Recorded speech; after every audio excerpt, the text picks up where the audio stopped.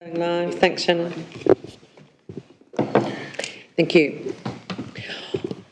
On behalf of this Glenelg Shire Council, I respectfully acknowledge the traditional lands and waters of the Gunditjmara, the Jarli and the Bowendik people and their respective cultural heritages. I acknowledge the elders past and present here at today's gathering and through them to all Aboriginal people. Aboriginal and Torres Strait Islander people provide an important contribution to Australia's cultural heritage and identity. We respectfully acknowledge the Aboriginal and Torres Strait Islander community living throughout the Glenelg Shire and the contribution they make to the Glenelg Shire's prosperity and well-being. The recording of the meeting tonight, to those present in the gallery, you are attending a public meeting of the Council. You are consenting to your image, voice and comments being recorded and published. Council meetings may be live streamed and the Chief Executive Officer will enable a copy of the recordings to the public. Receipt of any apologies? Other apologies for this evening? There are none. Thank you. So you go. As confirmation of the minutes, there's a recommendation there on page 3 that the minutes of the December 17th, 2024 be accepted. Councillor McDonald. Thank you, Madam Mayor. I'll move the recommendation that the minutes of the council meeting held on 17 December 2024 as circulated be confirmed. Thank you. Is there a seconder for that? Councillor Pepper. Any comments, Councillor McDonald? No. Straightforward. Thank you. It's been moved by Councillor McDonald and seconded by Councillor Pepper. Those in favour? That's carried. We'll move on to 5.2, the record of councillor briefings. Recommendation there, councillors. Councillor McDonald. Thank you, Madam Mayor. I'll move the recommendation that council receives the record of the councillor briefings held on the 22nd of November 2024, 10th of December 2024, 17th of December 2024 and the 14th of January 2025. Thank you, Councillor McDonald. A seconder, please. Councillor Angelino. Thank you. Any comments, Councillor McDonald? No, thank you. Thank you. It's been moved by Councillor McDonald and seconded by Councillor Angelino. Those in favour? Carried.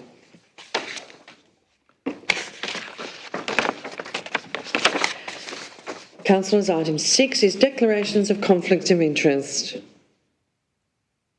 Any councillor or officer who has a conflict in an item on tonight's agenda must indicate that they have a conflict of interest by clearly stating the item in which they have a conflict, whether it's general in nature or material, and the circumstances that may arise. Are there any conflicts of interest, please, councillors? Thank you. That is nil. Councillors, item number 7 is councillor activity reports. They're listed in tonight's paper. Deputy Mayor, would you like to start with some of your activities over the last period? It is the period between the 11th of November and the 31st of December. Thank you, Madam Mayor. I'll just touch on a few of those if I could. The directors and all of the councillors spent a day over in Warrnambool with the South West Alliance Convention. It was a fabulous networking day focused on discussing regional issues and opportunities to jointly advocate to state and federal government rather than being out on a limb on our own as a shire. So that was a really productive day. I'll just move down to, I'd like to thank Josh from the events team for a fabulous effort in lighting the tree with the children doing a countdown down on the foreshore, and thank Menzel Electrical and Keppel Prince for their incredible ongoing support to council for that beautiful tree. The DWEC 30th anniversary, an inspirational journey of progress in creating facilities and programs for their Indigenous community needs. It was a very graphic, very visual display down there with beautiful photographs. Photographic journals weren't there from all of the years, Madam Mayor, and it was a fabulous day. It was a pleasure to go to the Meal Share Christmas dinner and to serve those people their dinner, which brings so much joy to those people attending. Just the other one was the Haywood Walk Against Domestic Violence. Despite some very confronting material associated with such a campaign, there was a lot of positivities that came out of the day. including presentations by support groups in the area and literature that was written by victim survivors. Thank you, Madam Mayor. Thank you, Councillor McDonald. Councillor Angelino. Yeah, thanks, Madam Mayor. Since my short time in council, it's been great to get out in the community. On the 17th of November, there was a day at the Hayward Green with Lions Club, other groups attended. That was a great day. All the different volunteer groups in Hayward. Also going down later, I went to the presentation of the secondary college. It was a great night to see all the students and receive their awards, and there's so many great things happening in that school. Christmas carols as well was another great event, and I've just enjoyed meeting so many people in the community. Part of this role is getting out there and talking to people and telling them that we're supporting them when they need it. So thanks, Madam Mayor. Thank you, Councillor Angelino. Councillor Jarlett. Thank you, Madam Mayor. I attended many events during that period that we're discussing tonight.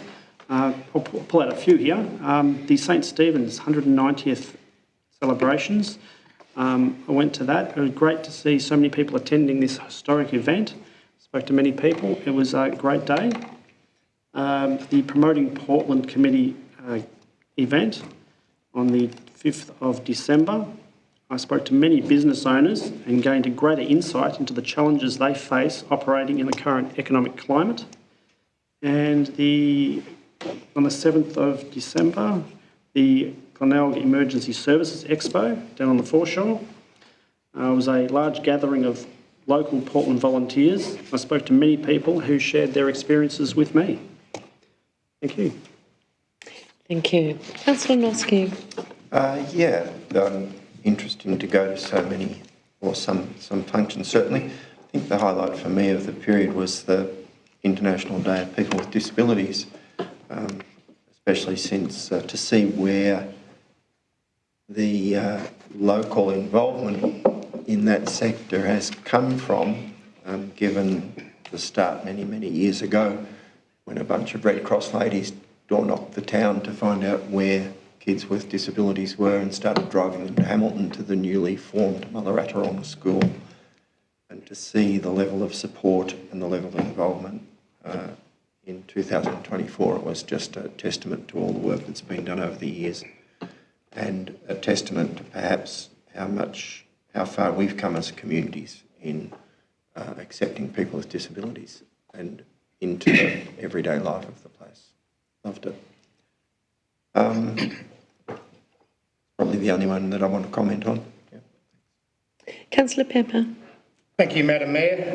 Yes, I just wanted to touch on the 6th of December. I went to Casterton to the Walk Against Family Violence and found that to be a great event. Look, it was well attended, a lot of orange about, and meeting up with a lot of people. And look, the amount of work that's getting done in that space and the amount of support that I had in Casterton, and they were going for a walk, that was great to be involved in from a council point of view. Thanks, Madam Mayor.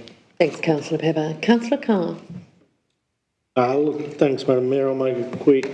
I also went to the All Abilities exhibition, which was a fantastic night at the Portland Arts Centre, and the Portland Community Meal Share. I think Kerry and the team, they just do a fantastic job, not just on that night, but they do this weekly and a number of times a week, and they really do look after those within our community that need it. So I do appreciate all the work, and I think Council also appreciates all the work that Kerry and the team do in this space. Thank you, Councillor Carr. Councillors, there's been a lot of activity since we had our statutory meeting back in November, and of course, councillors, we've done a lot of our induction, and we've also ticked off some of our mandatory training, including deputy mayor training and mayoral training. So we've certainly done a lot of work in that space to make sure that we adhere to the legislation. Look, I'd just like to take a moment to thank the CEO and your team for allowing us the opportunity to have such an in-depth induction process and all the work that goes into preparing that. So thank you very much for that, and also our mandatory training and making sure that we meet our legislative requirement in that area. Councillors, look, there's a number of things there. I mean, we've touched on many things, but there's probably things that, you know, that I do that you don't get the opportunity to do. But also, just before Christmas, I was able to write to all the ducks of all the schools and make sure that council, on your behalf, I congratulated all of our Year 12s that were awarded their ducks of their year level, and wish them all the best for the future. But I think one of the things that we all saw leading into Christmas was the, you know, devastating fires in the Grampians, and seeing all of our volunteers from our community and how all of our local councils pulled together to support that whole network. You know, 74,000 hectares burnt, and we saw then again yesterday in the Little Desert and around Dimboola and Neil in the Highmarsh Shire, another 50,000 hectares, and how lucky we have been at this given time, touch wood, that we haven't had to do that. But look, I really, on behalf of council, thank all of those volunteers that gave up their Christmas with their families and went out there and fought those fires in the Grampians, and also have responded again to the Wimmera fires again yesterday. So it just reminds us to be so vigilant, and if we could pass on our thanks to our team that have supported our adjoining shires with their support and support towards both the Grampians fire and, of course, the Dimboola fire yesterday. Councillors, there is a recommendation there on page 7 for the activity reports. Is somebody prepared to move that, please? Councillor McDonald. I'll move the recommendation that council notes the councillor activity reports for the 11th of November to the 31st of December 2024. Thank you, Councillor McDonald. Seconder, please. Councillor Pepper. Any comments, Councillor McDonald? No, you're right, straightforward. Been moved by Councillor McDonald and second by Councillor Pepper. Those in favour? Carries. Thank you all for what you do. We'll move on to item 8, which is notices of motion. The first notice of motion is from Councillor Carr. So notice of motion number 4 for 24-25 in reference to the town entrances of Portland on the Henty Highway. Councillor Carr. Yeah, thanks, Madam Mayor. Look, I'm going to get straight into the motion and talk to it after, if that's okay. So that's fine. I'll move that the council requests a report that relates to options that would see the grass and vegetation on the dual lane Henty Highway between New Street and Crows Road as you enter Portland, maintained to a higher standard all year round. Councillor Noski is seconding that. Councillor Carr. Look, Madam Mayor, just before I make these comments, I just want to make it clear to councillors and the community that this isn't council's section of road, and it's not council's responsibility to mow or maintain the vegetation along the Henty Highway in this particular location. Quite frankly, Madam Mayor, I'm just embarrassed every time I drive into our town along that section of road. I drove just under 3,000 kilometres in the last week and a half, and no other town entrance in Victoria has grass knee high all the way in like ours does. There's a number of fallen branches that have been there for 3 to 6 months. You know. Our community expects better. They contact us every year. They write letters to the paper. They follow the correct processes. They put in the request to Vic Roads. Yet, sometimes it gets acted upon, sometimes it doesn't. Hopefully we get an option or outcome that doesn't impose a cost to this council or the ratepayer, which maintains this area to a higher standard all year round and meets the expectations of our community and presents our town the way it should to visitors and tourists alike.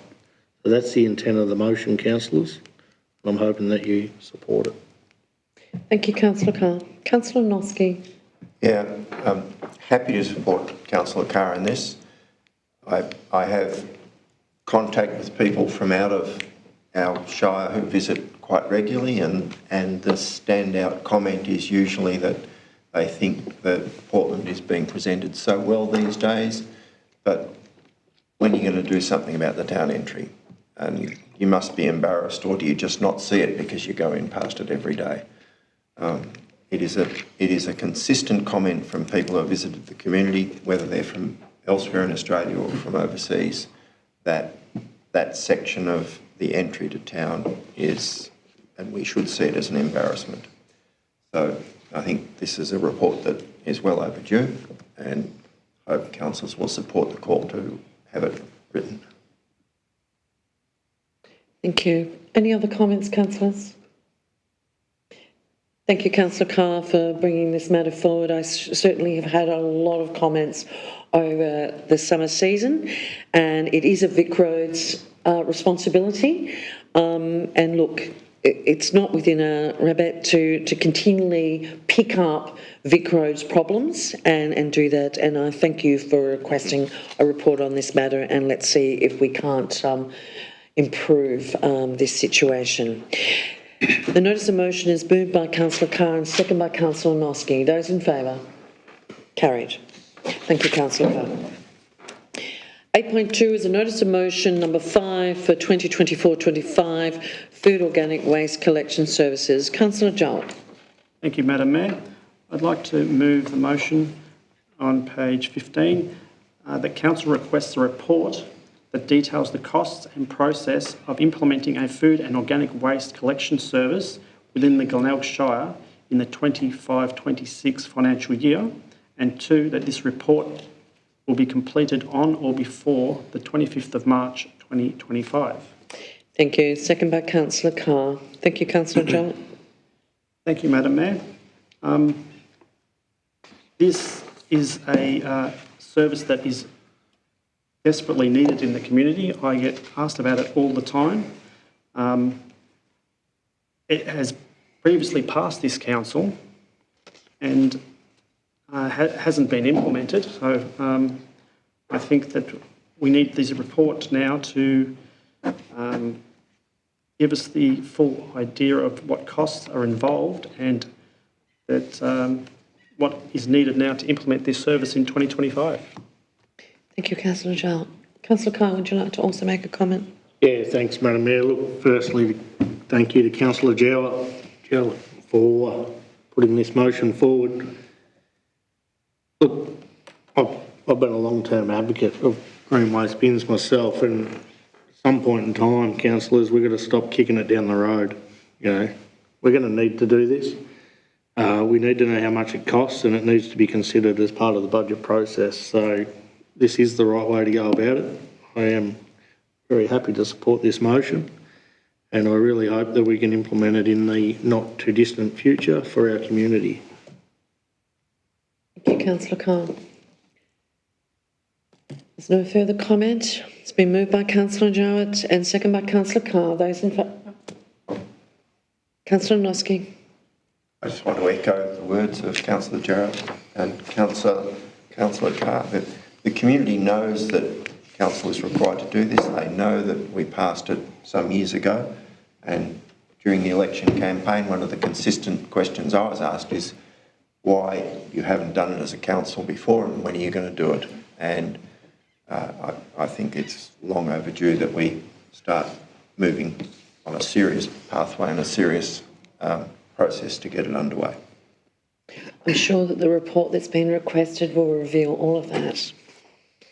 Thank you, councillors. It's been moved by Councillor Jowett and seconded by Councillor Carr. Those in favour? Carried.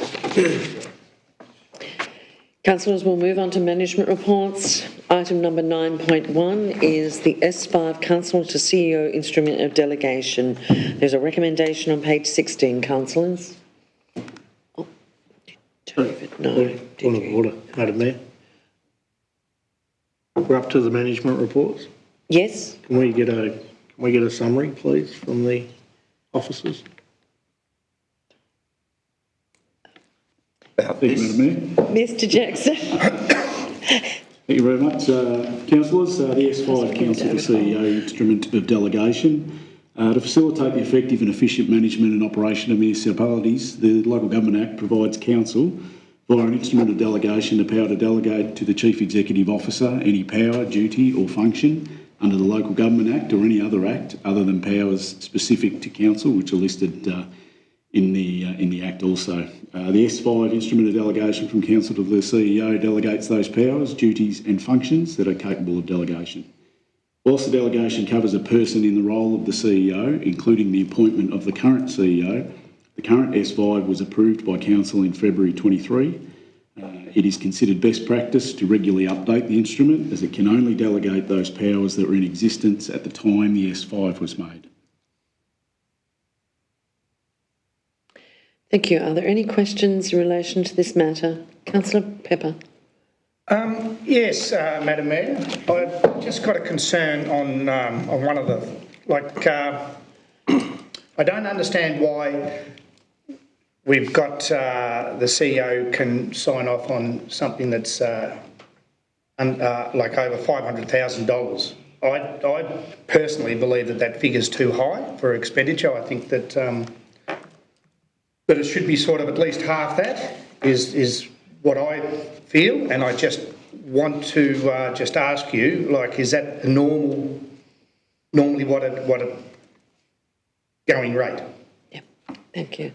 I'll refer that. Councillor, Thank you, Mr Jackson, sorry. Thanks, Councillor Pepper. Look, the 500,000's been in place for the last couple, I believe, of S5 delegations. I think it relates generally to the procurement policy and affords the CEO the opportunity to tick off on a lot of strategically designated costs around different programs that are put into place. Like I said at the start, it enables that efficient and effective management and ongoing capacity of council to continue, where we don't have to keep coming back for approval at different intervals. But like I said, it's generally in place in regards to procurement matters that have already been ticked off by council for extended periods of time. Councillor Pepper. Through you, Madam Mayor, I can understand what Mr Jackson's saying, but like as elected councillors, we've got to uphold to the ratepayers, accountability and transparency, and I just feel that if that figure was a bit lower, it brings us a bit more accountable in the eyes of the ratepayers. That's why I was just sort of working on that theory. Thank you, Councillor Pepper. Councillor Carr. Yeah, thanks, Madam Mayor. Just continuing on with this trend, what would the process be to amend that figure, should councillors wish to amend it? Mr Jackson. Thank you, Madam Mayor. Councillor Carr, I believe that I could probably come back with a further briefing down the track at a set time to further discuss and consider, particularly for the councillor group, to consider what an appropriate amount is.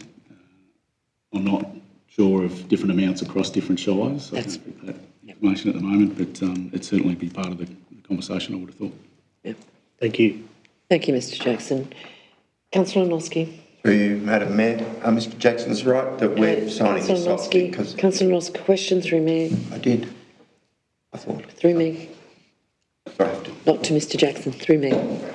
I'll ask Mr Jackson to answer the question if I decide that that's who's to answer the question. The question is... Is it right that we are signing this because the existing document has a clause in it that needs to be changed, and that we can then bring the document as it's presented to us back to council in the near future to discuss in terms of questions such as Councillor Pepper's? Mr Jackson. Thank you, Madam Mayor. Thank you, Councillor Noski. That is correct. There's a clerical error in the current S5 delegation, which was made at council on in February 2023. The cover sheet, if you like, refers to a seal that's to be placed on the delegation. The delegation itself is legitimate. It was passed at council, inferred across to the CEO. Both the CEO and the mayor had signed it, as is witnessed also. It just lacked that seal at present. As far as legislative requirements are concerned and any other legal requirements, the delegation fits that bill. This delegation actually removes that internal requirement of the seal being placed, which is clearly a long-standing, I would suggest, tradition. Yes, that's great. The councillors, the motion tonight is on the table there, fixes up that problem of the seal, etc. But that doesn't mean that we can't come back at a briefing session to discuss the matters that have been raised this evening. Councillor Pepper. I'm happy with that. Thank you, Madam Mayor. There is a recommendation on page 16. Councillor Pepper, are you prepared to move that? Yes, rightio. I'll move that the council approves the instrument of the delegation from council to the Chief Executive Officer, S5, which will come into force immediately upon this resolution being made and is signed by Mayor and Chief Executive Officer, and notes that the previous instrument is therefore revoked. Thank you, Councillor. Happy to second, Madam Mayor. Councillor Carr. Any further commentary, Councillor Pepper? No, I think that we've had pretty much a good discussion about it. Thank you, Councillor Pepper. Councillor Carr. Nothing further to add, Madam Mayor. Thank you. There's nothing further. It was moved by Councillor Pepper and seconded by Councillor Carr. Those in favour? Carried. Thank you, councillors. 9.2 is Councillors' Quarterly Expenditure Report. There's a motion there on page 18. Councillor Noski. Move that council receives the councillors' quarterly expenditure report for the period 1 October 24 to 31 December 24. Thank you, Councillor Noski. Is there a seconder, please? Councillor Angelino. No need for comment, Councillor Noski, or you want to make? That's fine. Councillors, it's been moved by Councillor Noski and seconded by Councillor Angelino. Those in favour? Carried.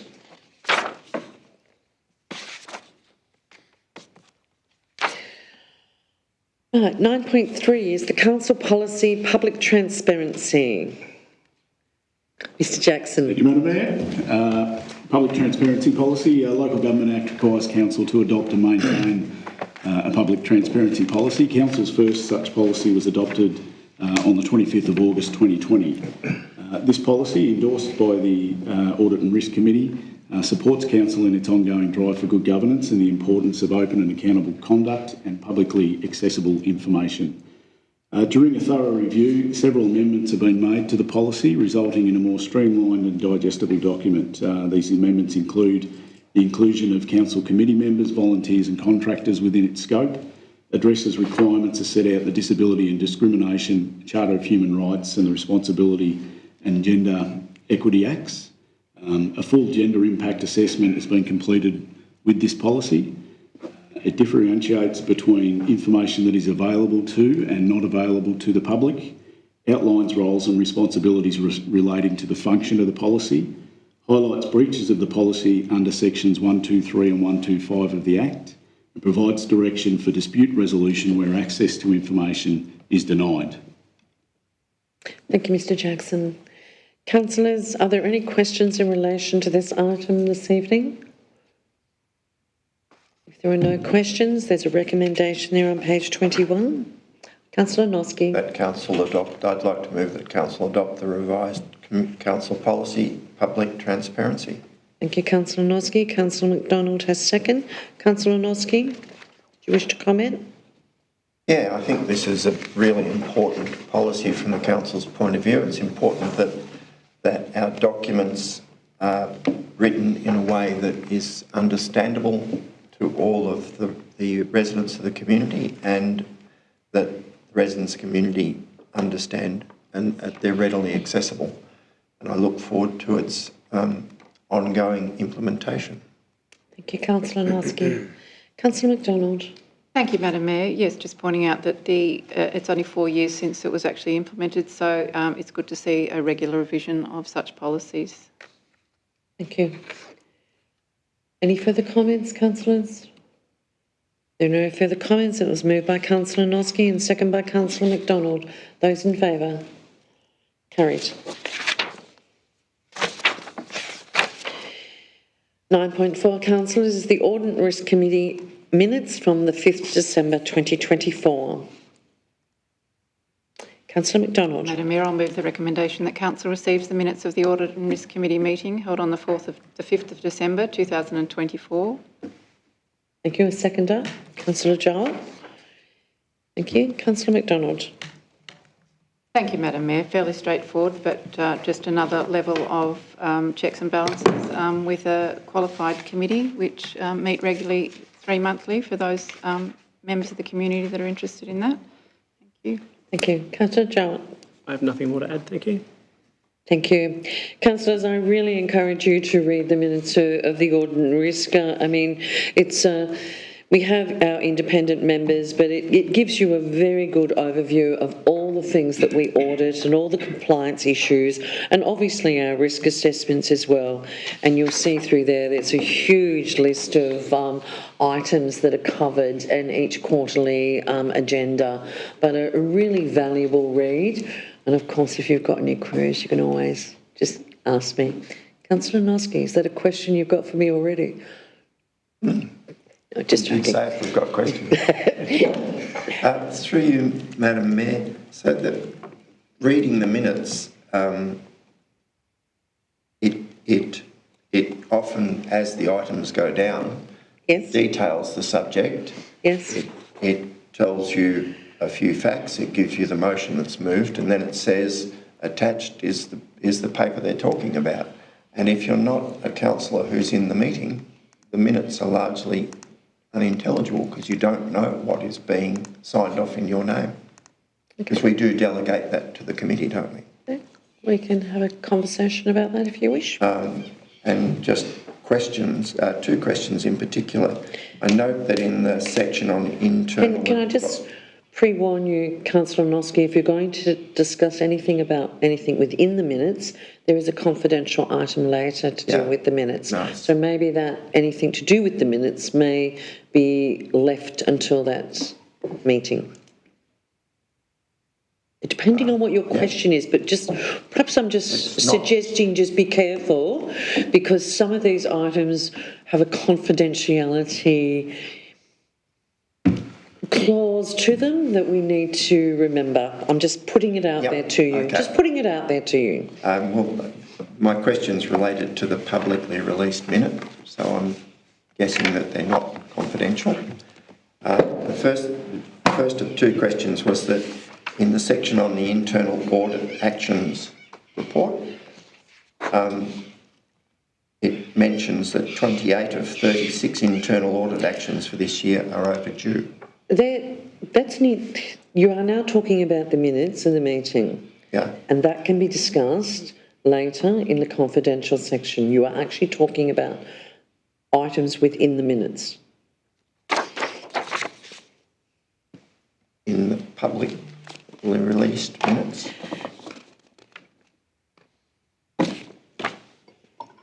Okay. Go to your confidential section of tonight's meeting and you'll understand what I'm referring to. Thank you. Okay. Been moved by Councillor McDonald and second by Councillor Jowett. Those in favour? Carried.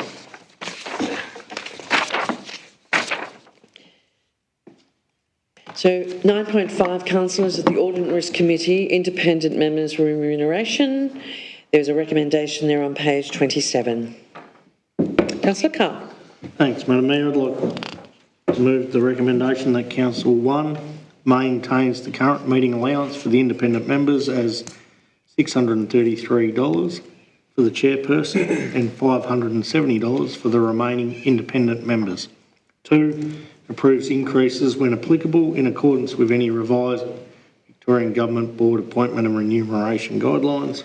3, that these allowances provisions remain in effect for the current council term, 2024 to 2028. Thank you, Councillor Carr. Is there a seconder? Councillor Angelino. Councillor Carr. Yes, Madam Mayor, look, it's important that we have independent members with the right skill sets. It's important that we have the ability to attract them to be on our Audit and Risk Committee, and it's also important that we pay them for their skill set and their time. Thank you, Councillor Carr. Councillor Angelino, anything to add? This is a very worthwhile thing the council does, and it has independence of the people in the community that I know are qualified, and they do a lot of work, and it's just a great outcome for all the work they do, and they get paid appropriately. That's right. Thank you, councillors.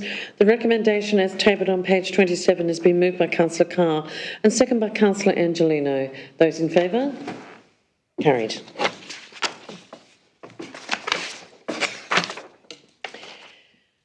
Um, 9.6, councillors, is the release of the community engagement process for the council budget 2025-2026. Mr Jackson, did you want to make any comment in relation to this item? Thank you, Madam Mayor. Councillors, council staff have commenced preparations for the 2025-26 council budget. As part of this process, a deliberative community engagement process will be undertaken in accordance with legislative provisions. This year, budget engagement will again incorporate a number of community information sessions across the Shire, as well as online, radio and print opportunities. Based on feedback received from last year and aimed at attracting a wider, diverse representation of the community, a more informal approach is being proposed, encouraging discussion with the community regarding the council's current financial position and opportunities, limitations of the 2025-26 budget. Community members will be able to liaise directly with the CEO and senior executive team members. The proposed sessions locations are listed and include Casterton, Hayward, Portland, Nelson and Dartmoor. And Mr Jackson, there's been further to tonight's agenda that was published. There's been a change to the Casterton. Will be now Tuesday the 12th of February at 6:30. Yep.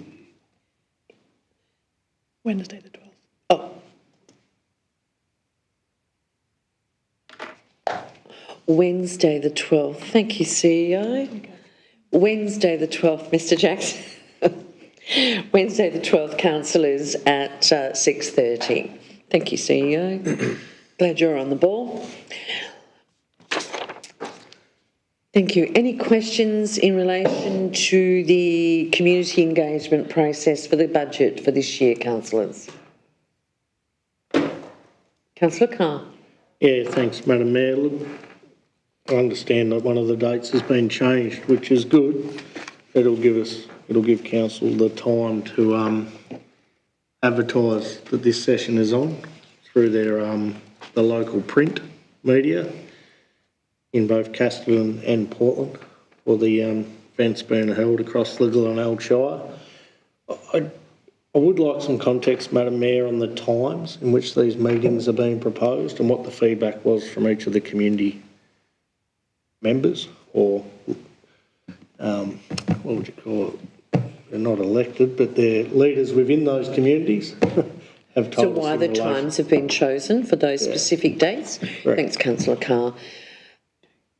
Mr Jackson or Ms Miller, who would like to respond? The times were initially chosen to try and, as I sort of indicated earlier, around attracting a more diverse response this year. Obviously last year the sessions were put in place at town halls and different community locations at roughly the same sort of time. This year there was discussion around and consultation within the communities to try and mix that up a little bit to attract, like I said, a different part of the community that might not have been available in previous times. So that's where it landed, trying to encompass a bit of an ease of flow too amongst, I know on one day there we've got 3 locations and travel set up and alike, taking all that into account. Happy with that, Councillor Carr? Happy is a strong word, sorry. Madam Mayor, last year we got a lot of feedback from particularly Nelson and Dartmoor and Casterton about how we communicated and advertised that the event was being held. Has there been any change or efforts made in this space to ensure that those three towns are communicated with differently this year to ensure that people know that these sessions are being held? Mr Jackson, can you respond to that? Thank you, Madam Mayor. Councillor Carr, there has been initial communication. There will be further communication pushed out very shortly, once obviously the dates and times are confirmed. Thank you, Mr Jackson. Councillor Carr. And the last one, Madam Mayor, look, I suppose I come from a cohort that still works every day during the middle of the day. Will there be an opportunity for people who work daytime hours to attend another budget session, or are they expected, or will that be the only opportunity that they get if they're held in the middle of the day in these townships? Councillor Carr, Casterton, Portland and Haywood are all at 5:30, 6 and 6:30. And Nelson and Dartmoor, we've contacted residents in Nelson and also in Dartmoor and asking their preferred times. That's what they've nominated for their communities. And I'm hoping that you feel that Portland, Haywood and Casterton, being after work hours, picks up the majority of people in those communities and gives everybody an opportunity. It's Dartmoor and Nelson that have actually nominated those times for a lunchtime in Nelson and afternoon tea in Dartmoor. Don't forget we do feed them, so that's really, really important that aspect's not lost. And we've actually communicated with Nelson and Dartmoor, and that's what they've preferred to do. The three main centres, Portland, Haywood and Casterton, are after working hours. I hope that's preferable. That makes sense, Madam Mayor. Look, my notes, I understand it's been changed, but Casterton moving to 6 o'clock, I think that gives... 6:30, yes. 6:30? 6:30. From 12 noon. I think it gives those communities the option to go after hours to one of those other locations. So Yes. hopefully that works for those people. Thank you, Councillor Carr. And I do respect those councillors that do work full-time, that it's difficult to get to Nelson and Dartmoor, but that's what the residents have requested. So we will be having lunch in Nelson on Wednesday the 12th and afternoon tea in Dartmoor on Wednesday the 12th of February. Just to clarify. And a budget meeting. I'm talking about the constituents. That is the constituents. Councillor McDonald. Through you, Madam Mayor, could we just outline, considering it's supposed to be a more informal approach this year rather than a presentation which people might feel like they're missing out on, could we just confirm which other ways there are for the community to engage on the budget process? Certainly. Madam Mayor, that's probably... Mr Jackson, do you want to have a go at that? Probably not something I have right at the tip of my tongue right now. I apologise, Councillor McDonald. The idea this year was to move away from the PowerPoint. The feedback last year of just a constant PowerPoint presentation was a little bit, I use the term dry. The idea was more around that face-to-face, one-on-one question and answer type scenario. I'm sure that there will be some consideration around the findings, the learnings out of those engagement activities being put out. Thank you, Mr Jackson. I do acknowledge that it's not your role. This is not your normal role, and you're filling in for somebody that's on leave at the moment, so I do appreciate your response. Councillor McDonald, of course, if those people that are unable to attend will also be able to do it on your say Glenelg, or they'll be able to attend any of our customer service centres and have the opportunity to provide some written feedback to us in that form as well. And of course, there'll be hard copies at all of our customer service centres for constituents to have if they can't attend one of the information sessions. But we'll make sure that we get that information out. CEO, we must have a newsletter or something available fairly soon, which will have some information, I would assume. Thank you, Madam Mayor. The newsletter is awaiting print, subject to this evening's meeting and agreement about dates and times, for publishing tomorrow to go into shops and businesses Thursday and Friday. Coffee shops and things? Yep. Okay, so there'll be plenty of information out there and plenty of opportunity for everybody to have their say. So thank you, Councillor McDonald. Councillor Carr? I'm happy to move, Madam Mayor. Happy to move the recommendation? Yeah, so I'm happy to move that council approves the public release of the budget 25-26 community engagement process with amendments. Thank you. Is there a seconder? Councillor Noski. Yep. Councillor Carr. Look, thanks, Madam Mayor. Look, this is it's very important for this council and it's very important for the community to have a budget in place and approved to enable the CEO and the executive team to deliver. The most important thing out of all of this is that we deliver what the community wants. So I encourage the community to take some time, review what's in the budget, review what's been there in the past, let us know what they want to see in the budget in the future, attend the sessions if that's the way in which they want to go about it, or provide it through your say Glenelg. So this is their ratepayers' money. Tell us what you want us to do with it. Thank you, Councillor Carr. Councillor Noski, did you have a comment to make? Yeah, just a question. You said that the motion is approve the community engagement process with amendments. Yes. Should we specify the amendment? Good. Can I respond? Yep. I'm comfortable with the discussion that was held and that it's on record, that the amendments as discussed to the dates and times will be captured. It's casted on Wednesday the 12th at 6:30. Thank you. Yes. Yeah, I would merely be repeating what Michael has already stated.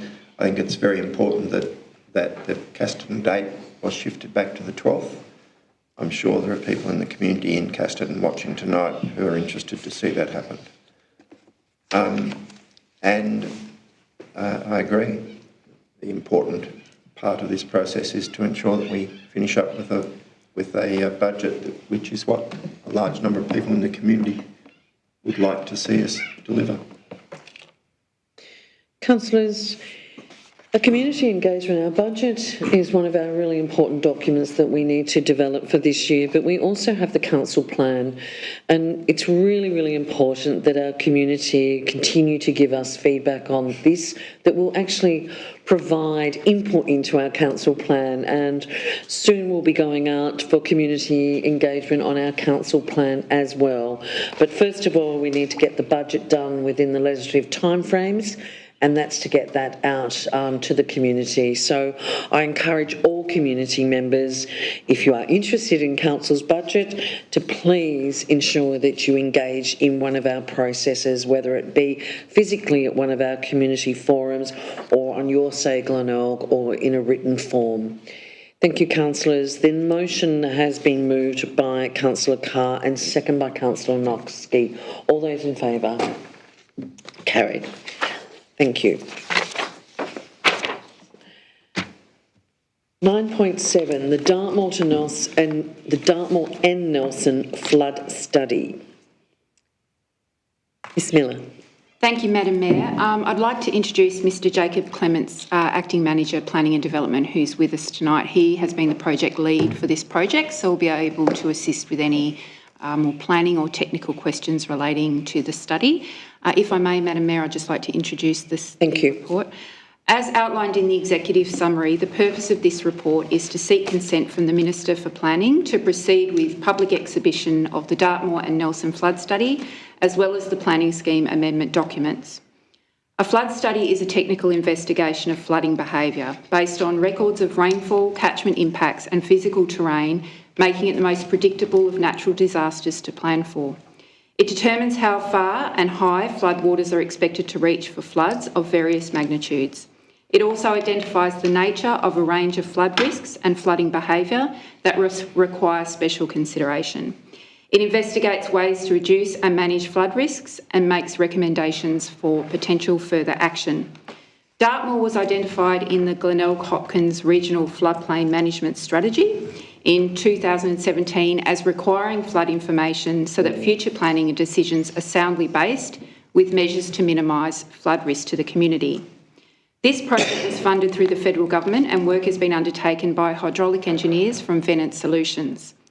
A technical reference group for this project also comprised of the Glenelg Shire Council, Glenelg Hopkins Catchment Management Authority, the Department of Transport and Planning and the Department of Energy, Environment and Climate Action. Letters outlining the upcoming process that we have in the resolution tonight have been sent to the Dartmoor and Nelson properties during the month of January. This study was initially undertaken at climate change scenario 1, being 0.8 metres, but was updated partway through the project to climate change scenario 2, being 1.2. The rise in sea levels are expected to reach 1.2 metres due to climate change, accelerating as a consequence of ice loss from Greenland, Antarctica and the world's glaciers. The Marine and Coastal Policy Plan sets out for a sea level rise of at least 0.8 by 2100. An action of the Marine and Coastal Strategy is a review of the 0.8 sea level rise. State government often states not less than 0.8 and more recently have been stating that a position of government is not less than 1.1 metre. A recent decision in Shire resulted in the amendment being approved by the Minister with changes to 1.2. I would like to acknowledge the work of the planning team. This has been a long-going project since 2022 and support of the technical reference group in completing the study. And Madam Mayor, myself and Mr Clements are happy to take comments from the councillors. Thank you, Ms Miller. Councillors, are there any questions this evening?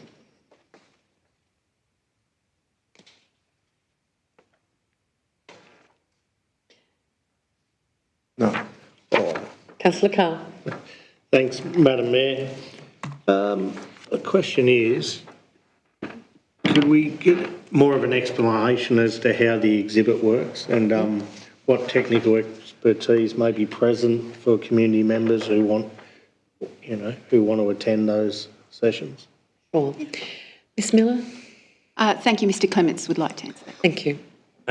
So the plan for a public exhibition is set out in the Planning and Environment Act. Typically there is a period of not less than a calendar month that is taken. And when we do that, we give notice to residents that are directly affected. We give notice to prescribed ministers, and specifically you've asked about what expertise will be available. So the engineers that have prepared the flood modelling will be available at 2 public drop-in sessions. That's the date's yet to be confirmed, but that will be announced to residents in those communities. Thank you. Any further questions, Councillor Carr? No. Councillors? Councillor Jar? Looking at the recommendation, is 1 month adequate time for people to review these massive amounts of reports? It's Sorry, I 450 can't hear pages. that. Is 1 month enough time for people to review this? It's very technical and it's over 450 pages in length. That would normally be the standard, is it 1 month? Okay. Ms Miller, I'll leave it up to yourself or Mr Clements. Yeah, so it's typically 1 month, a calendar month that we allow. I guess a flood study is a technical document and it's taken a long time to prepare that, and we wouldn't expect residents to be across all of that information. But I guess the key output of it is the draft planning scheme maps, and that will highlight which land is affected by the flood study. And so the amendment documents would be the key part of that, the exhibition package that the public would need to be aware of. Okay. Thank you, Mr Clements. Councillor Noski. Through you, Madam Mayor. I'm taking up Councillor Jarrett's comment. The last omnibus planning amendment that we put through, which noted in the public notices that it was grammatical correction of grammatical errors only, and no changes to zoning, no changes to maps. We gave ratepayers 6 weeks to look at that, and I think Councillor Jarrett's raised an interesting point that maybe 4 weeks is not enough, and that's something we should consider perhaps. And the other question is just to ask, when we discussed this at briefing sessions. We asked whether there would be copies of the documents available in the community at Nelson and Dartmoor, so that the original plan was that they could have access to full copies of the documents by coming to Portland or Casterton. Can I ask whether there's been steps taken to ensure there are copies available to people without them having to leave their communities? Ms Miller, Mr Clements. So the copies of the documents, when they're publicly released in the exhibition period, the standard process is to have them available at customer service centres. But when we go out to visit those communities, we will have copies available then in hard copy.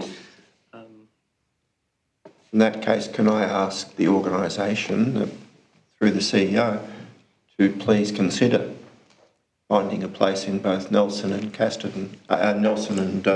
Dartmoor where the documents are available. I think there's 700 different residences in those places, and to expect them to come 40, 45 minutes drive, 50 minutes drive to view a document in the service centre in Portland. Ms Miller, do we have consultation dates available for Dartmoor and Nelson? Are we planning on those?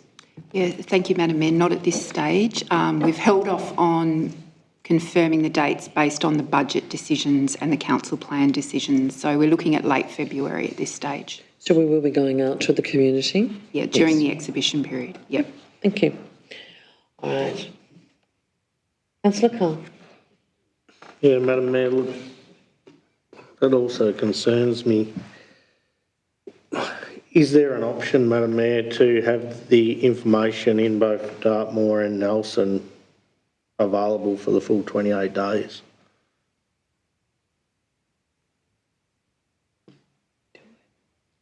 Ms Miller? Thank you, Madam Mayor. I'm just thinking of an appropriate venue. Nelson, we've got the Visitor Information Centre. Oh. So that would make it easier. In Dartmoor, a council space. Could be not appropriate to display those at a shop or anything like that. So there's an information area within the general store at Dartmoor, which is... Yeah, we'd have to consider Dartmoor and discuss, discuss further. Nelson's an easier undertaking. All right. Thank you, councillors. CEO, can you take that on notice and have a discussion with staff about that, perhaps? Yes. That's the easiest way to us to resolve that, and perhaps you can think about that and give an update to councillors post the meeting? Yep, certainly. Yeah. Are councillors happy with that? CEO will take that on notice, where we might have those documents available in Dartmoor and Nelson. It's okay to have the Nelson ones at the Visitor Information Centre. Councillor Carr. Yeah, Madam Mayor, we're approving it tonight to be released for 28 days. We take it on notice. Would it be more appropriate that we add to the recommendation that consideration be made for the documents to be available in those locations? You can, if you wish. If you wish to do that, Councillor Carr, please do that. Because it won't come back to council in time. Yes, it will. The CEO will immediately, they'll work out what they're going to do. They're asking. I mean, councillors, can I just say, you know, we've discussed this now on a couple of occasions and this hasn't come up, okay? So can I just say that if we have the information available at the Tourist Information Centre, there will be nobody there to have any discussion with any of the residents about the content of the mapping.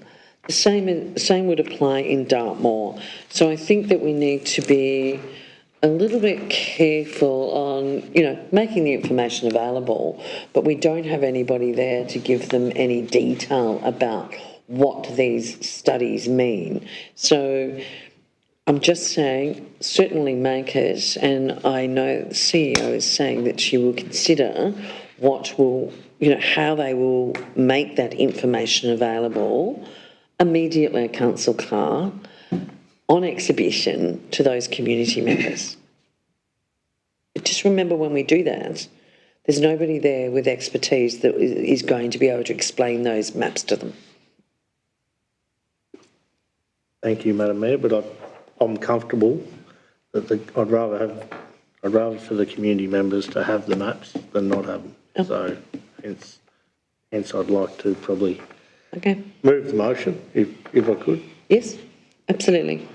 I move the recommendation that Council 1 seeks written consent from the Minister for Planning to prepare and give notice of the draft planning scheme amendment C115 GELG to the Glenelg planning scheme to introduce flood controls in accordance with the recommendations of the draft Dartmoor and Nelson flood study.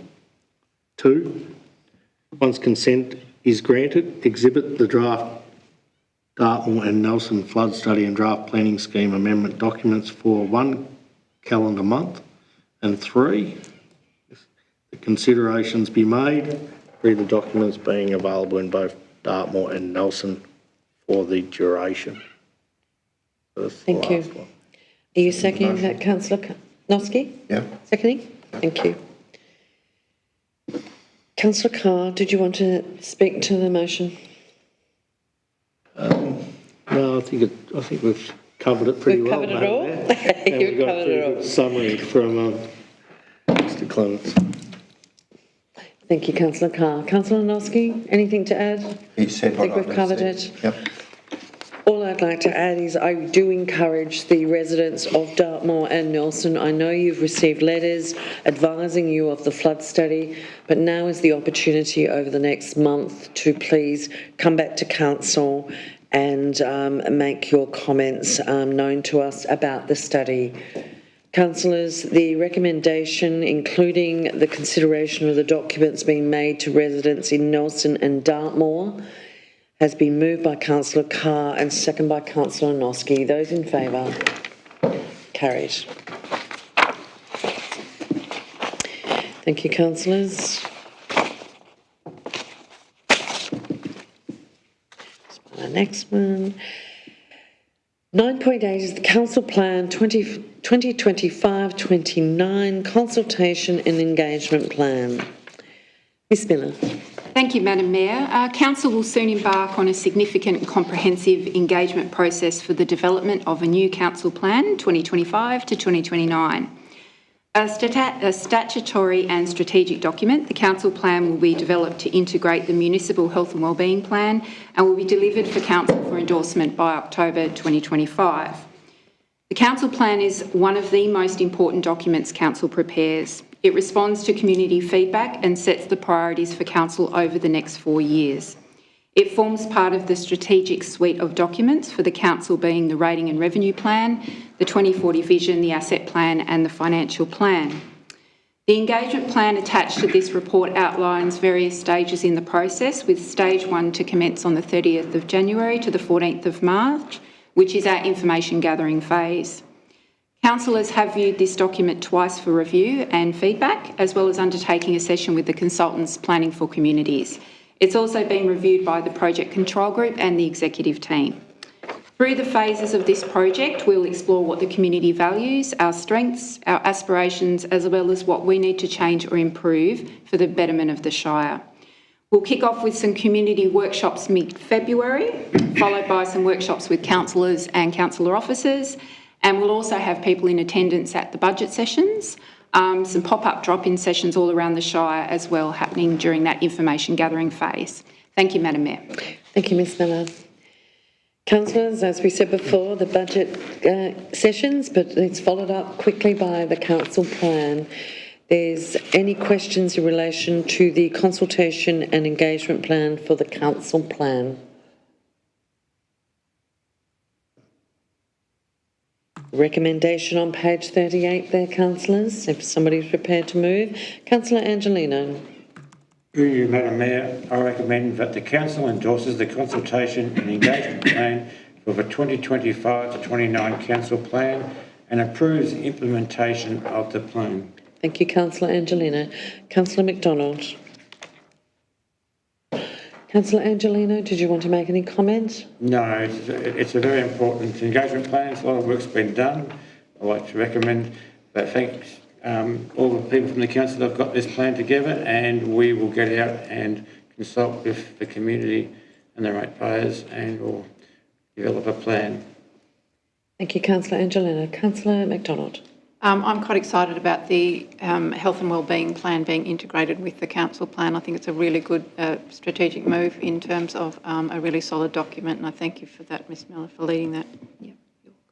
Yeah, Councillor Carr. Yeah, thanks, Madam Mayor. Look, the council plan, it's the most important document. I'd echo those comments. It's the most important document that this council will put together. And it provides the strategic direction for all of council over the 4-year period. And I do say to the community and councillors and everyone, if you want something done or you want to see something done, this is the place it needs to go. So this is what provides that strategic direction for all of council. So please get involved, get engaged and provide us your feedback. Thank you, Councillor Carr. Councillor Carr, you're absolutely correct. This is the most important document. It really does resolve what we're going to achieve in the next 4 years of this council term. And it's a statutory requirement. We must approve that by the 31st of October. So, look, I really appeal to the community. I know that we're going out for the budget. That's an annual plan, annual budget, but this is our council plan for the next 4 years. So what services, what do you want to see happen in your community over the next 4 years? We can only be directed by you. So engage with the process and assist us in putting this together and make sure that it's not just a council plan, but it's a whole community plan for the Glenelg Shire. Councillors, the recommendation as tabled on page 38 has been moved by Councillor Angelino and second by Councillor McDonald. Those in favour? Carried. Thank you. 9.9, the LRCI Phase 4 funding variations and amendments. Mr Moyne. Thank you, Madam Mayor, and through you I present Council with this report regarding proposed LRCI Phase 4 funding variations. The Local Roads and Community Infrastructure Funding Program is aimed at supporting the delivery of priority local roads and community infrastructure projects. A review of the project delivery program has been undertaken based on project needs and to enable achievable and effective project delivery, whilst ensuring that Council retains all allocated funding for utilisation. Phase 4 projects are scheduled for completion by 30th of June 2025.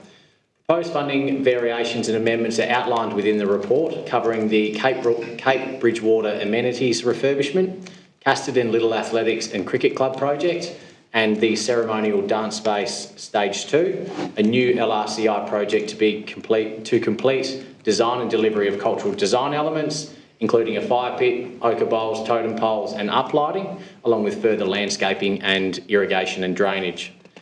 Existing Phase 3 and Phase 4 projects continue to progress through their delivery, and officers are prioritising completion of all projects in consultation with community and stakeholders. The recommendations provided before you, Mayor. Thank you, Mr Moyne. Councillor, any questions? I'm just happy to move the recommendation. Any questions, councillors? Yes. Councillor Carr. Thank you, Madam Mayor. I think the first question is in relation to the ceremonial dance space. Can we get an up? I understand that we're moving some dollars around, but how much did it cost to do stage 1? And what is the scope on what's included in stage 2 for the ceremonial dance space, Madam Mayor? Thank you, Councillor Carr. Mr Moyne. Thank you, Mayor. Through you, and thank you, Councillor Carr, for the question. So the ceremonial dance space stage 1 is tied up with RDV funding associated with the Portland Foreshore Lighting Project. Overall, the funding provided through state government was $900,000 for the project itself, along with a council contribution of $300,000 for the component of the ceremonial dance space. Overall, the lighting project has cost approximately $822,000 to deliver all the lighting along the foreshore itself, a number of different components within that. And then the ceremonial dance space up until this point has had a cost of $473,000 for the stage one, with stage two to deliver the final components. So, as touched upon within the report before or a moment ago, sorry, Mayor, the final components of stage two for the ceremonial dance space include all those cultural design elements, the uplighting within the dance space itself, and the landscaping and irrigation. So overall, the total project cost for foreshore lighting and ceremonial dance space in its entirety will be $1.4 million.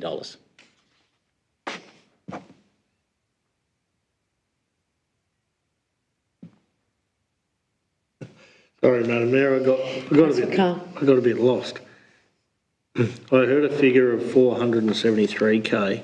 Yes. For the ceremonial dance space. To date, we're asking for another 230,000.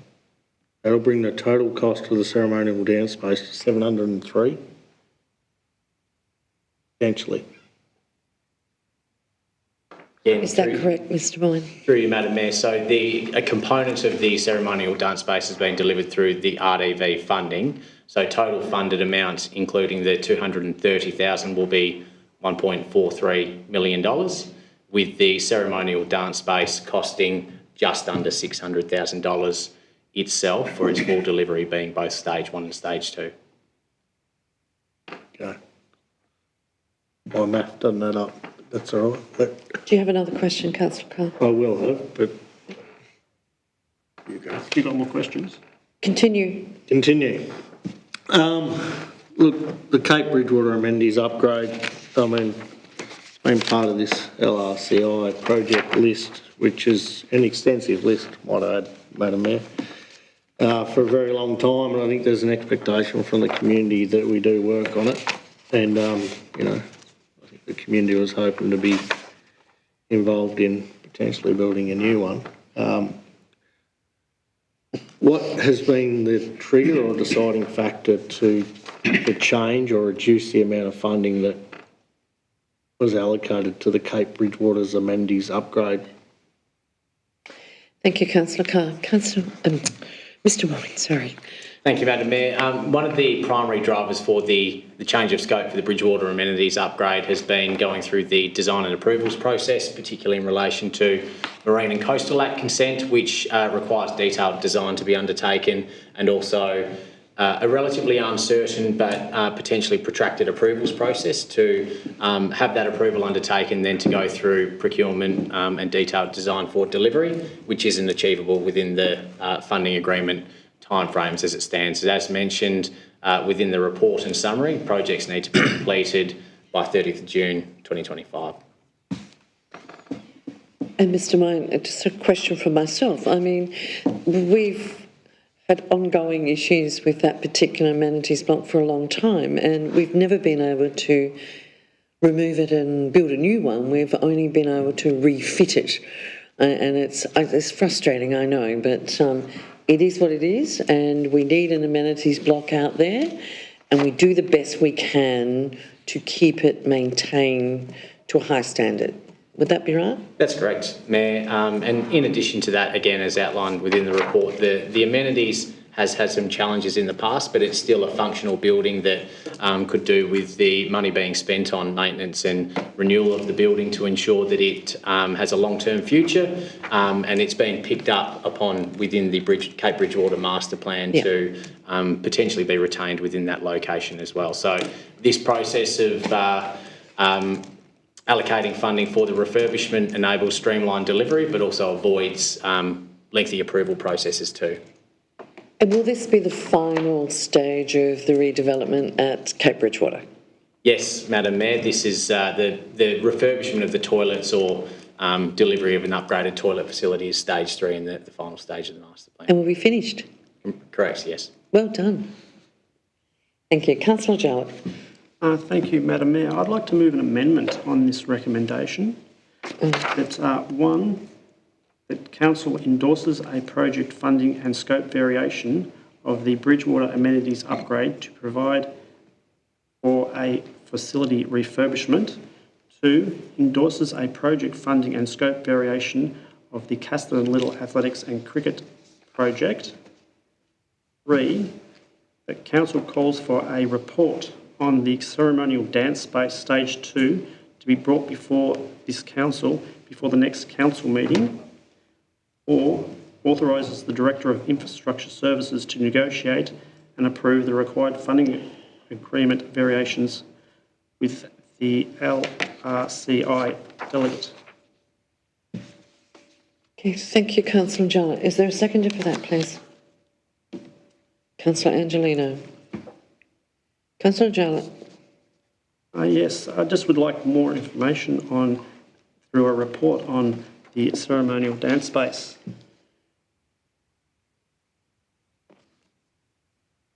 All right, thank you, Councillor Jarlett. Councillor Angelino, any comments? No. Okay, thank you. Councillor Carr. Thanks, Madam Mayor. Look, I did have one more question. Is that okay, Madam Mayor? Yeah, that's fine. Just in relation to the Castle and Little Athletics and Cricket Club project, planning to increase the funds there. It's a very important project, might I add. Let's say the amended motion gets up and we increase from 225 to 395. Are we in a position to get that work done to meet the June 30, 2025 deadline for funding agreements? Mr. Moyne. Thank you, Madam Mayor. Through you, thank you, Councillor Carr. Yes, we believe we are, Councillor Carr. We're working actively on that with the Cricket Club and Little Athletics Club at the moment to finalise the project scope and to meet their needs. The Phase 4 program does have a completion date of 30th of June, but there is potentially an additional period to finalise projects as a grace period up until the end of the year that we can utilise. So it's not our preferred option, but there is a further extension that we can potentially obtain. Thank you, Mr. Moyne. Thank you. I apologise, councillors. I thought your question was in relation to the amendment, Councillor Carr. I apologise, councillors. Councillors, we have a motion on the table. Just to recap, number 1 remains as tabled on page 40. Number 2 remains as tabled on page 40. Councillor Jarlett, I think I picked up that you were calling for a report on the ceremonial dance space stage 2 for the next council meeting. Is that correct? Correct. Right. And number 4 authorises the same as tabled on page 40. Correct. Is that correct? Thank you. Councillor Noski. Can I ask Councillor Jarlett if he'd be happy if we vote on 1, 2 and 4, split the motion, vote on 1, 2 and 4 so that those things are resolved, and then vote separately on 3, and if it's passed as he's written, and if it isn't, we can go back to item 3 as another vote. I think that... Do you want to keep the motion as a whole? I'd prefer to keep it all as a whole and move it through. I'll put the motion as tabled by Councillor Jarlett and second by Councillor Angelino with the amendment to item 3. Councillor... No, come on. Are you... Just point of order, procedural discussion. So I think what Councillor Noski wants to do is separate the motion. Councillor Jarlett said that he wanted to put the motion as a whole, as he recommended. Yeah. And any councillor can call to separate. Sorry? So, I can't hear you. I can't hear you. Moving a motion to separate the motion. He's not moving. He's asking Councillor Jarlett whether he wanted to separate it. Okay. Councillor Jarlett said he wanted to leave it as it was. So we'll put the motion as... Given that, I'll move a motion to separate. Councillor Noski, Councillor... The motion to separate, Madam Mayor. Councillors, thank you. Sorry. Thank you very much. There was a discussion. I asked Councillor Jarlett whether he wanted to do that. If you want to do that in future, make sure you get it done correctly the first time. I will put the motion as given, as Councillor Jarlett has asked for it to be done in its full term. That is number 1 in its as tabled, number 2 is tabled, the amendment to item 3 that a report be brought for the ceremony dance page stage 2 to the next council meeting, and number 4 as tabled. Are we clear on what's happening? Thank you. Moved by Councillor Jarlett, second by Councillor Angelino. Those in favour? Thank you. That's carried. Do we call for a division or not? Yes, Sorry? please. Yes, call for a division. Those in favour, please rise. Is that me? You can change your... Councillor Carr, Councillor Pepper, Councillor Jarlett, Councillor Angelino, Councillor McDonald and Councillor Stevens. Those against? Councillor Noski. Thank you, councillors. Councillors, please remember that I chair this meeting and I will determine how it's going to happen. Please, if you wish to have any variation to that, make it very clear in your principle right at the very beginning. It's not a matter of just, oh, will we do this, will we do that? 9.10, Portland Foreshore Building, establishment of a project reference group. Mr Moyne. Thank you, Madam Mayor. And again, through you, I present Council with this report on the project governance framework for the Portland Foreshore multi-purpose facility. Following Council's resolution at the 17th of December 2024 Ordinary Council meeting to proceed with the refurbishment option for the project of the existing buildings, a project governance review has been undertaken. To support ongoing effective project planning and delivery, a project reference group may be established to assist with the planning, community and business engagement and provide advice and input on consultation and delivery. The PRG is proposed to operate in an advisory capacity with the terms of reference outlining membership, function and responsibilities, and will sit within the wider project governance structure for the project. This will include an expression of interest process for community members, up to 3 community members based on skill-based criteria that will be undertaken to build the membership of the group. The foreshore project remains a significant priority for Council with the establishment of the PRG supporting an improved project management and communication outcome. The recommendations provided before you. Thank you, Mr Moyne. Councillors? Councillor Jarlett. I'd like to move the recommendation if no one's got any questions. Any questions, councillors? Thank you, Councillor Jarlett. That Council resolves to establish a project reference group for the Portland Foreshore multi-purpose facility project involving 2 councillors, with Councillor Stevens nominated as chair and Councillor McDonald as a participating member. Thank you, Councillor Jarlett. Do we have a seconder, please? Thank you. Councillor Jarlett. I think it's pretty straightforward. Thank you. Councillor Pepper.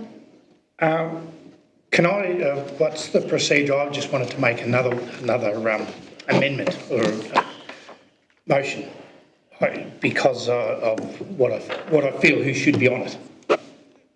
So what's my procedure, Madam Mayor, can I ask?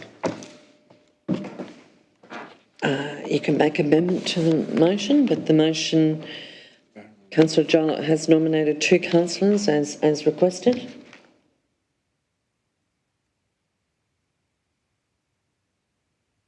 Want to make an amendment? Well, yes. Well, I would like to nominate. You can make an amendment to the motion if you wish. Can I make an amendment? Yes, I would like to make an amendment to the motion. I would like to nominate Mayor as chair and nominate Councillor Noski as the second one because I feel that he's put a lot of work into this and a lot of thought into this situation, and that's what I was just, I think he's up to speed with it. Thank you, Councillor Pepper. Move the amendment.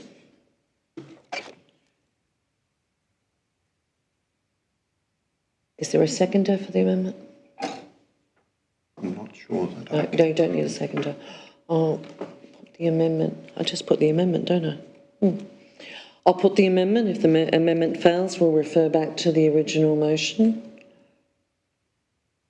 I'll put the amendment. The amendment is that the two councillors will be myself as Mayor, as Chair, and Councillor Noski. Those in favour of the amendment? It is lost. I'll put the original motion, which was that we resolve to establish a reference group, that myself as Mayor will be Chair and Councillor McDonald will be the other participating councillor. Those in favour? Carried. Thank you, councillors.